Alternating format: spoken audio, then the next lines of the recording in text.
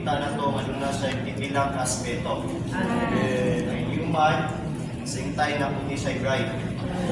Makita nga igsoon nga ano na sa siya warrior. Yes. So, ang taon na to nga atong ulahan, the bride as the corporate warrior. So, makita na to na igsoon, as a warrior, dili ni siya kapareha sa gawas. Pwede ka makikaway na ikaw ay isa. Pero in our church life, sa Bisano kinabuhi, Amen. Corporate. kinabuhi na igsoon, isod kayo makikaway na ikaw ay isa ni. Kaya nga itong kalaban ni, dili man tawo. Nga itong kalaban na igsoon is the strategies of the devils. So makita na to, pag warrior ka ni, naani siya ay warfare. Ani nga warfare, tawag na to ni siya o spiritual warfare. Mas hapog ni siya sa physical. Kaya physical, imong man silang makita. Kaprehan nilang David sa una, ilang Solomon, saan sa datugon, makita nila ang ilang kaaway.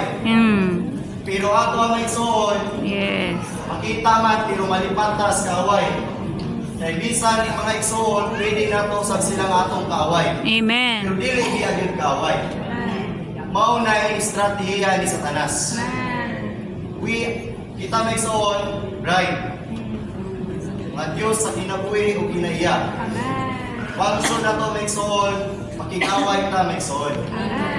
So dahil tumong, anong nakikaway ta? Ang tumong nini, kani ma-establish ang God's kingdom. Amen. Ma-spread ang God's kingdom ay soon. Unang sa numerical 1, sa Ephesians 6:10-20, na-reveal niya ang bride as a corporate warrior. Asa sila nagigaway may soon? Nagigaway sila for God and for Amen. God's kingdom. And for God's enemy and God's kingdom. So pasabot na soon, laktod ka pagkasulti, ang kaaway nato dili igsuon. Ang kaaway nato dili sa tawo. Manang gingon ni Brother Lee, behind sa ato ang pakigaway, ang kalaban nato ani devil. Ang estratehiya ni Satanas. Dili igsuon ang atong kaaway. Kung imingsay sa igsuon ani, ana siya panalagsa daw, makigaway tas man siya ano. Sige tagpanulti paglibak sa mga igsoon. Oh Lord. Ay, mga igsoon? Yes.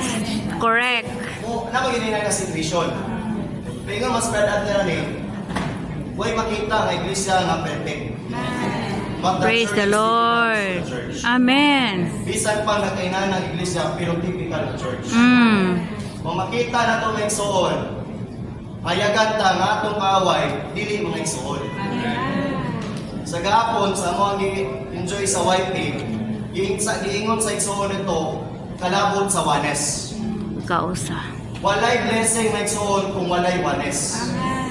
Muna kung sige na tagkagulihan sa mga igsoon, walay wanes. Kung walay wanes, walay blessing. Kung walay blessing, walay patukod. Muna kaluyan ta pag-usap, mga muyo ta sa Ginoo, nga mayagan ta, makita ta siyang pananawon, nga kita as a bride, as a corporate warrior. Nga nakikaway sa God's enemy and for God's kingdom. Muna ang aras sa Nidibigsoon, ang pakikaway na to for the spreading of the God's kingdom. Kung dunay duha ka punto, sa giingon ni Brother Liani, samtang nagtukod ta, nakikaway ta. Katubang naa sa history sa Old Testament. Samtang nakiktukod sila sa paril. Ang ilahang kamot, nagtukod, ang isa ka kamot, nakikaway. Nagdala og mga inagiban. Pagso ni nanay ang ato ang situation karon. Samtang nagtukod ta sa iglesia, at the same time, nakikaway sa ta. Pero ang atong pagigaway sa gingon na ganiya, dili ni siya ginagsa. Corporate. It is a body matter. Amen. Kay ang bride, mao mali ang iglesia.